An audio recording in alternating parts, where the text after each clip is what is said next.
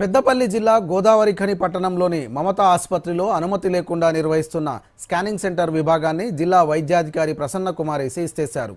ఆసుపత్రిలో లింగ నిర్ధారణ పరీక్షలు చేస్తున్నట్లు జిల్లా వైద్యాధికారి ప్రసన్న కుమారికి ఫిర్యాదులు రావడంతో ఆకస్మిక తనిఖీలు నిర్వహించారు. ఆసుపత్రిలో రహస్యంగా లింగ నిర్ధారణ పరీక్షలు నిర్వహిస్తున్నట్లు ఆమె గుర్తించారు. దీంతో వెంటనే స్కానింగ్ కేంద్రాన్ని సీజ్ చేశారు.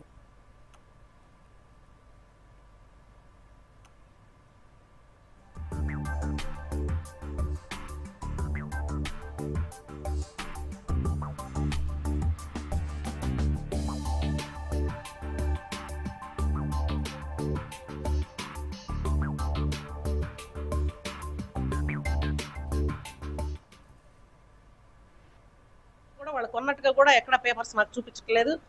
ఏదో పాత ఎవరి దగ్గర కొనుక్కున్నది అది చూపిస్తున్నారు. సో అదంతా పనికొచ్చేది కాదు. కాబట్టి ఇది ఇప్పుడు మన రెవెన్యూ డిపార్ట్మెంట్ మరియు పోలీస్ డిపార్ట్మెంట్ అందరం కలిసి ఇక్కడ ఈ ప్లేస్ ని ఇదంతా ఇన్స్పెక్ట్ చేస్తున్నాము. పంచనామా చేసి ఈ మెషిన్ ని మేము సీజ్ చేయడం జరుగుతుంది. అలాగే దీని మీద కేసు బుక్ చేస్తున్నాము పోలీస్ స్టేషన్ లో.